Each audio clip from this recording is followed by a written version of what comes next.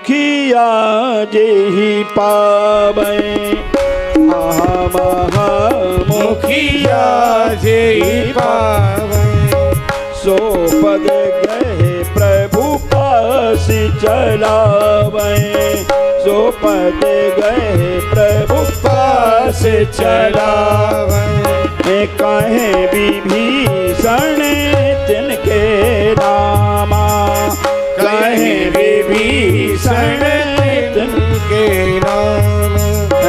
तिनहु राम तेहि निज धामा। तिनहु राम तेहि निज धामा। विभीषण उनके नाम बताते जाते हैं, ये अमुक है, ये अमुक है। भगवान राम उन्हें अपना धाम दे देते हैं। ये राक्षसों को भी भगवान की कृपा से धाम प्राप्त हो जाता है। भगवान का धाम प्राप्त हुआ। ऐसे भगवान दयालु हैं हमारे राम जी। हाँ, अब तो बड़ा घमासान युद्ध हो रहा है। बहुत सेना रावण की समाप्त हो चुकी है। हाँ, अब क्या किया जाए। मेघनाथ बड़ा बलवान है। इंद्रजीत ये रावण से भी दुर्धर्ष है ना। हाँ, ऐसा वर्णन है कि रावण तो एक बार इंद्र के जेल में बंद भी हो गया था, लेकिन ये मेघनाथ ने इंद्र को भी जीत लिया। इतना बड़ा बलवान है। हाँ, तो मेघनाथ ने कहा कि मैं युद्ध करूंगा, आप चिंता न करें पिताजी, आप हमारे। तो ये मेघनाथ युद्ध करने आता है। मेघनाथ माने क्या होता है? मेघ माने बादल, बादल जैसी इसकी नाद है, गर्जना है। हाँ, तो ये जब आया है उस समय कौन इससे युद्ध करे, तो श्री लक्ष्मण जी को भगवान ने आज्ञा दी है। और श्री लक्ष्मण जी महाराज युद्ध करने आए हैं और बड़ा घमासान युद्ध हुआ है मेघनाथ का और श्री लक्ष्मण जी का। लक्ष्मण मेघनाथ दो योधा, लड़े परस्पर करें क्रोधा। अंत में श्री लक्ष्मण जी ने ऐसे बाण मारे, उसको लगा कि अब तो हमारे प्राण बचेंगे ही नहीं। वह घबरा गया मेघनाथ, अपने आप में साहस टूट गया मेघनाथ का। उस समय उसने एक शक्ति का प्रयोग कर दिया। वीर घातनी नाम सुसांगे, तेज पुंजे लक्ष्मण और लागे।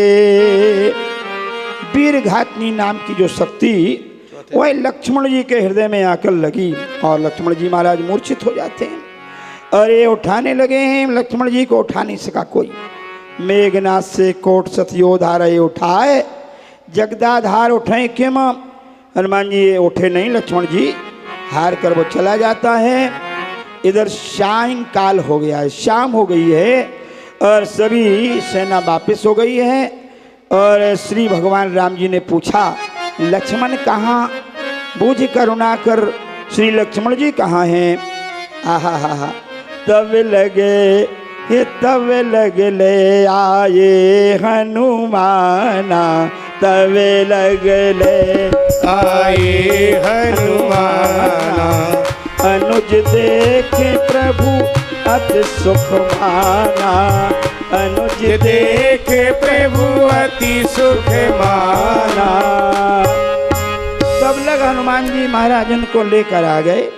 और जैसे श्री राम जी ने देखा, गोस्वामी जी का बड़ा सुंदर संकेत है, ये राम जी को अंदर से दुख नहीं हुआ है। हाँ, क्यों? अनुज देखे प्रभु अति दुख माना। दुख हुआ नहीं है, लेकिन दुख मान लिया है उन्होंने। चलो, लीला में सही और गोद में लिया है। और उसी समय क्या उपाय किया जाए? यहाँ श्री जामवंत जी ने कहा, प्रभु लंका में एक वैद्य रहते हैं जिनका नाम सुसेन है, धन्य है भगवान। तो उन्होंने कहा सुसेन वैद्य को लाया जाए और वो उपाय बताएंगे। कौन लेने जाएगा?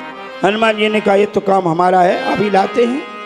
सुसेन वैद्य को लेने गए। अब लंका की बात है, अब वैद्य को कैसे ले जाएं? रात्रि में सो रहा था ना वैद्य, अब जगाया कैसे जाए? मान लो जगाया भी जाए तो रावण का वैद्य है, कहीं मना कर दे कि हम नहीं जाएंगे भाई, ये हम तो भाई रावण के वैद्य हैं, लंका में वहाँ क्यों जाए रामादल में, ये कह सकता है। हनुमान जी विचार करने लगे। और मान लो वैद्य को मैं लाया कि नहीं तुझे चलना पड़ेगा, और वहाँ जाकर वो कहे कि हम तो दवा का बैग वहीं भूल आए, वो दवा तो वहीं रह गई हॉस्पिटल में, अब दवा ही नहीं है, हम क्या करें, बड़ी परेशानी। हनुमान जी महाराज बुद्धिमान भी थे और बलवान भी थे, दोनों बातें हैं। हाँ, हनुमान जी ने कहा छोड़ो झंझट, इसका घर ही उठा लो, पूरा हॉस्पिटल ही लेके चलो अब तो यहाँ से। जब हॉस्पिटल लेके जाएंगे फिर कोई बहाना नहीं चलेगा। अच्छा, दूसरी बात और है, हनुमान जी ने इसमें वैद्य का भी बचाव किया है। धन्य है हनुमान जी महाराज हमारे। मान लो वैद्य चला भी जाता दवा करने के लिए, लेकिन रावण कहता तू क्यों गया वहाँ, तो बड़ी आपत्ति आ जाती सुसेन वैद्य को। अरे तुझे नहीं जाना चाहिए था, दुश्मन की शत्रु की दवा करने गया, वहाँ देखने गया। हनुमान जी ने घर ही उठा लिया। अब वैद्य से रावण पूछेगा तो वैद्य कहेगा हम क्या करें, हमारा घर ही पूरा चला गया तो हम क्या करें, वो तो घर ही उठा कर ले गए ना। तो उस समय सभी बचाव, हनुमान जी ने वैद्य को भी कुछ कोई ना कह सके, इसलिए हनुमान जी ने घर ही उठा लिया। हनुमान जी महाराज चले हैं, और जैसे चले तो वैद्यराज की पत्नी जग गई। अरे देखो देखो, हमें लगता कि अपना घर हिल रहा है। जो वैद्य ने खिड़की में होकर देखा कि पगली हिल नहीं रहा, वो तो उड़ ही रहा है, घर उड़ रहा। अच्छा, अरे एक बंदर आया था, उसने कहा था ले लंका समुद्र में बोरूं, तो हमें लगता हमारी घर से नंबर लग गया ये लंका का। श्री राम जी के पास वैद्यराज को लाया गया है, और वैद्यराज ने प्रणाम किया है सुसेन जी ने, और कहा ये जो नवज देखी, सुसेन ने कहा बस यही बात है, ये सजीवनी लाना है, और ये द्रोणागिर पर्वत पर मिलेगी, और कोई जा सके तो रात्रि में आ जाए, सूर निकलने ना पाए, आ जाए तब तो उपयोग हो सकता सही इसका। अब किससे कहा जाए, हनुमान जी ने कहा अभी मैं जाता हूँ, हाँ सूर निकलने नहीं पाएंगे हैं? हनुमान जी ने तो बहुत कुछ कहा है। हनुमान जी ने कहा प्रभु एक बात कहो, पहले तो कहा कि ये जो चंद्रमा है ना, मैं चंद्रमा को लाऊं और लक्ष्मण के मुख में निचोड़ दूं तो अमृत है ना। राम जी ने कहा नहीं ऐसा ना करो। उन्होंने कहा रही सूर की बात, हम सूर भगवान को त्रिभुवन से बाहर निकाल दें, आने की जरूरत ही ना पड़े यहाँ। नहीं ऐसा नहीं करना है, ये भी ठीक नहीं है। अच्छा, श्री हनुमान जी ने कहा तो एक काम करें, ये मृत्यु का झंझट ही समाप्त कर दें हमेशा के लिए, ये मृत्यु ही को हम मार डालेंगे पकड़ के। नहीं अरे ये भी ठीक नहीं है, नियम ठीक नहीं, प्रकृति का नियम है।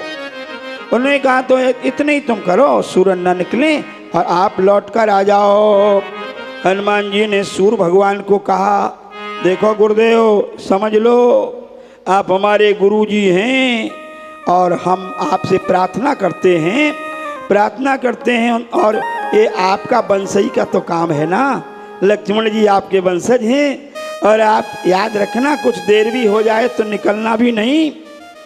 सूर भगवान से प्रार्थना की है, और बाद में सूर भगवान को धमकी भी दे दी कि हाँ याद रखो गुरुजी इसलिए प्रार्थना कर रहे हैं, अगर आप ज़्यादा कुछ करोगे तो हम वो ही हैं बचपन वाले।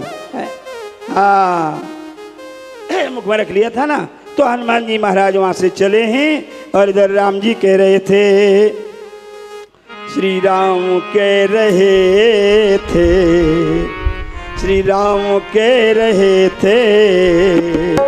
ये वक्त टल न जाए, राम कह रहे वक्त टल न जाए, श्री राम कह रहे थे वक्त टल न जाए, राम कह रहे थे वक्त टल न जाए, बजरंग के आते